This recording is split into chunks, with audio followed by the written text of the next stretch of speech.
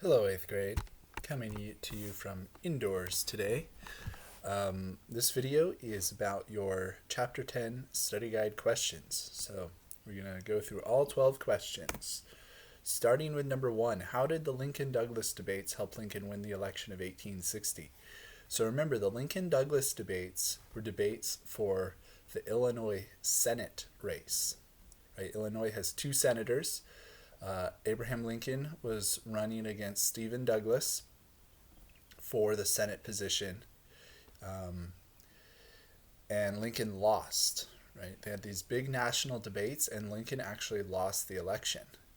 But in the election of 1860, when Lincoln ran for president against Stephen Douglas, Lincoln won.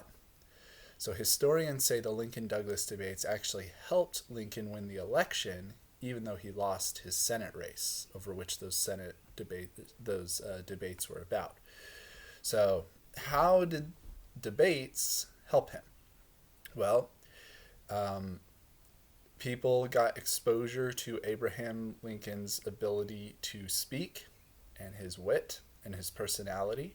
So he became a very popular national figure among abolitionists, especially in the North. It helped the Republican Party see that Lincoln could be the face of the Republican Party. And yeah, that's basically it. It just made Lincoln really popular, right? So it made his supporters like him even more, and it made the Republican Party think, oh, this guy could be a presidential candidate someday. So by the time of the election of 1860, Lincoln was already a nationally known name because of these Lincoln-Douglas debates. Number 2, historians believe that neither the North nor the South wanted to go to war. So why did the Civil War happen? All right, this is a really big, complicated idea. Why did the Civil War happen? So in the slides, I talk about a variety of reasons. We have the Mexican-American War, the Compromise of 1850, the publishing of Uncle Tom's Cabin.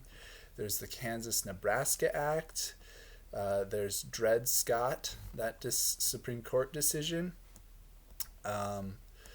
And also, I would say the election of 1860 is like the last final reason why that happened. So if you see a question like that, you could list off those 6 reasons that I just listed off and explain how each contributed to the Civil War. You could also talk generally about how the issue of slavery had been driving the country towards civil war, really since the time Thomas Jefferson was president. If you want to, you could mention John Brown, for example, and how he made things a lot more tense in the country than they were before. This is a big, complicated question. There's a lot of ways you can answer it.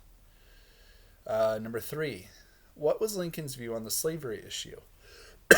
So, Lincoln was anti-slavery, but he was not an abolitionist. What does that mean? That means Lincoln believed slavery was immoral, but he did not necessarily believe slavery should be illegal in all of the states. Now, this changes a little bit when Lincoln becomes president, right? So if you watch the movie Lincoln, it's really good, by the way. In that movie, by that time, Lincoln is pretty much an abolitionist because he's trying to end slavery once and for all. But before the election, before Lincoln becomes president, and in the early days of his presidency, Lincoln is very much anti-slavery, as he revealed in the Lincoln-Douglas debates. But he is not so anti-slavery that he wants to get rid of it in all of the states. In fact, he promises the southern states that as long as they don't secede, he's going to let them keep slavery. He's not going to do anything to try to get rid of slavery in the southern states. Now, what does Lincoln feel very strongly about? He feels very strongly that slavery should not spread any farther than it already has. So he doesn't want slavery to spread into any of the territories or any future states. He just wants it contained to the South, and that's it. Number 4, how did the Supreme Court nullify the Missouri Compromise? Well, we only have one Supreme Court decision in this chapter, and that's Dred Scott. So you can remember in Dred Scott, the Supreme Court said Congress did not have the power to prohibit slavery anywhere because of the Fifth Amendment protection of property rights. So this means the Missouri Compromise is illegal. Slavery is now legal in all of the territories. Right? So one of the holdings, one of the things that the Supreme Court said in Dred Scott is the Fifth Amendment of the Constitution means that slavery is a property right, and Congress can't take away property rights in any of the territories. Right? So Congress can't make any laws that prohibit slavery in the territories. What does the Missouri Compromise do? Well, it prohibits slavery in territories north of the southern border of Missouri. So that's how it nullifies the Missouri Compromise. All right. Number 5. How did the Kansas-Nebraska Act bring the nation closer to civil war? So, the Kansas-Nebraska Act pushed the nation towards civil war by this also nullified the Missouri Compromise. So, Kansas-Nebraska Act did not officially get rid of the Missouri Compromise, but in practice it did. And then the Dred Scott decision came along later and officially ended the Missouri Compromise. Right? But basically, if you read the Kansas-Nebraska Act, you see that it's incompatible with the Missouri Compromise. Right? Because it says that the Kansas and Nebraska territories get to decide the slavery issue by popular sovereignty, right? And both the Kansas and Nebraska territories would normally have been free territories under the terms of the Missouri Compromise, right? So, yeah, how did it push the nation towards civil war? Well, the South liked it, but the North really, really hated it. Because they realized a lot of would-be free territories when they became states would actually be slave states now. Right? It led to the Bloody Kansas debacle, right? And it led to John Brown going crazy with the Potawatomi massacre, right? So these things brought the nation closer to civil war. All right, number 6. How did the land ceded to the United States after the Mexican-American War increase tensions between the North and the South? Why didn't the Missouri Compromise solve this issue? All right, so after the Mexican-American War, Mexico lost a bunch of territory to the United States. This included California, Arizona, Nevada, parts of Colorado, and I think parts of New Mexico. And the Missouri Compromise didn't affect this territory because the Missouri Compromise applied to Louisiana Purchase territory only. And none of that land is Louisiana Purchase territory. That's all former Mexican territory. Right? So Missouri Compromise doesn't apply to it. So why does this influx of land increase tension between the North and the South? Because, of course, they're going to debate over whether or not slavery should be allowed there. And if any states arise from there, should slavery come from those states? Or should slavery be allowed in those states? Right? So it brought another issue for people to fight over. It also resulted in the Wilmot Proviso, which, remember, Wilmot Proviso was not a law, but it was a proposal, which scared a lot of Southerners and made them realize, we have a lot of abolitionists in the United States Congress. So we can't trust the federal government. All right. Number 7. Why did supporters of slavery agree with the Dred Scott decision? Why did the court say that Scott could not sue for his freedom?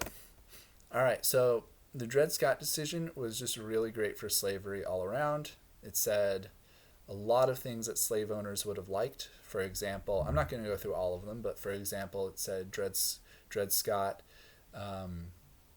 is property. He's not a person, as are all slaves. It said that the Missouri Compromise is over and that Congress can't make any laws that prohibit slavery in any of the territories, right? Southerners who supported slavery would have loved that. So those are just two of the things the decision said that would have really helped slavery, the institution of slavery, continue.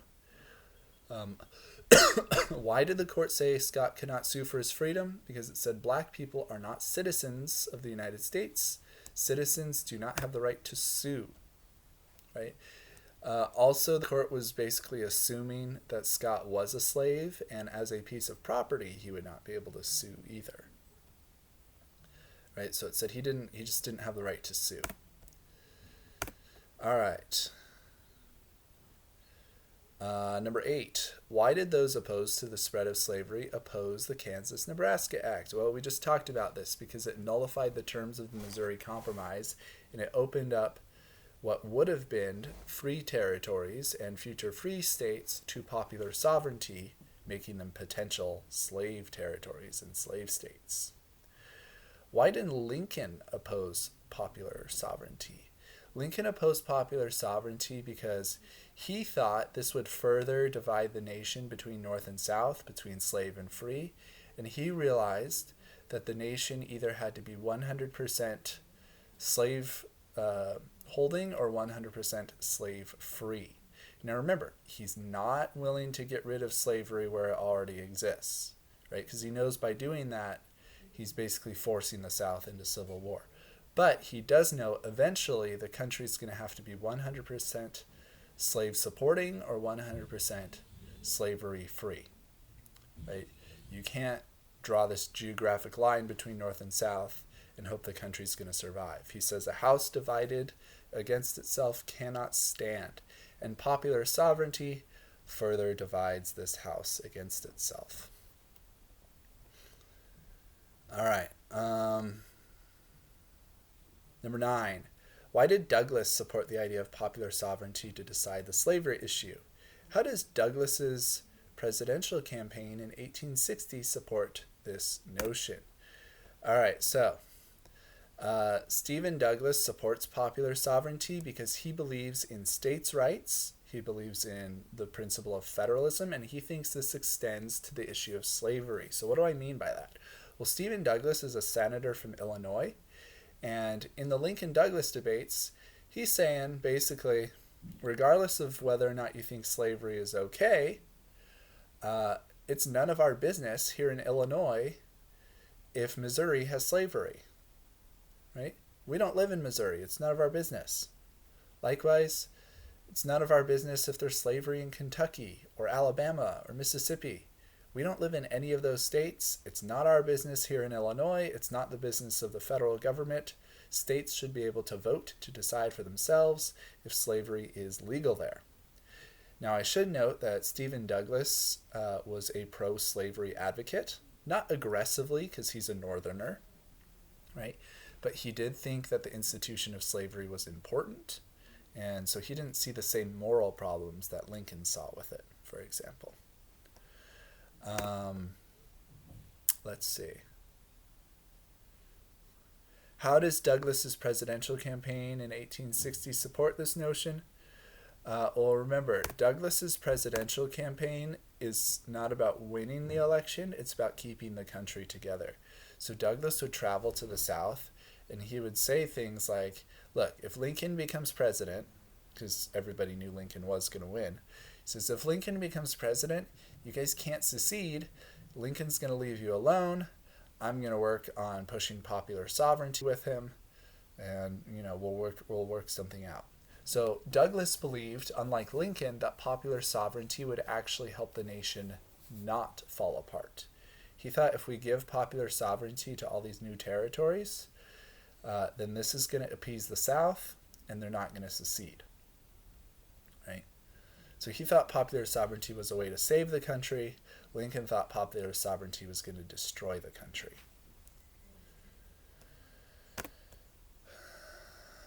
All right, number 9. Number 10.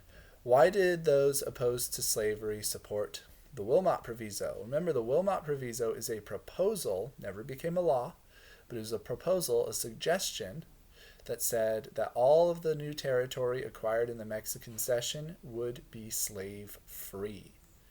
Right? So obviously, if you think slavery is bad, that means you don't want it to expand. And the Wilmot Proviso says it's not going to expand into the Mexican cession territory. Right? And when these territories become states, they're going to be free states. And that's a big deal if you oppose slavery. Number 11, how did the Democrats guarantee they would lose the election of 1860? Because they nominated 3 candidates, right? Normally, if you want to win an election, you nominate 1 candidate, right? So it was 3 Democrats against 1 Republican. Well, in that situation, the Republican is always going to win, right? There is no way anyone but Lincoln was going to win this election, because 3 against 1 is unfair. The 1 is always going to win. Why is that? Because the 3 are going to split the votes, right? Democrats split votes between the 3 Democrat candidates, and so none of them got enough electoral college votes. And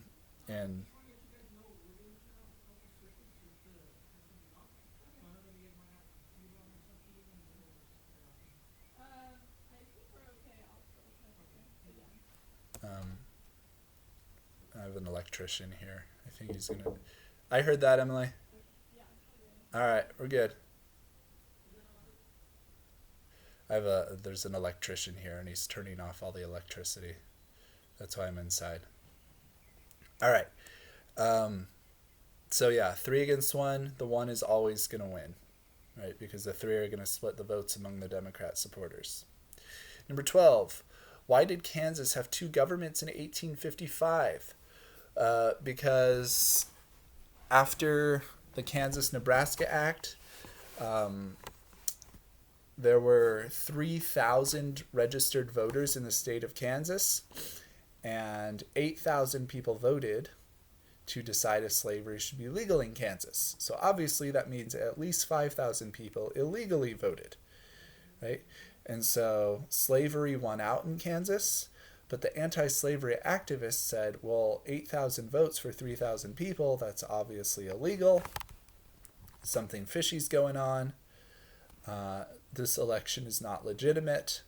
And so they created their own government in Kansas because they rejected the results of the vote.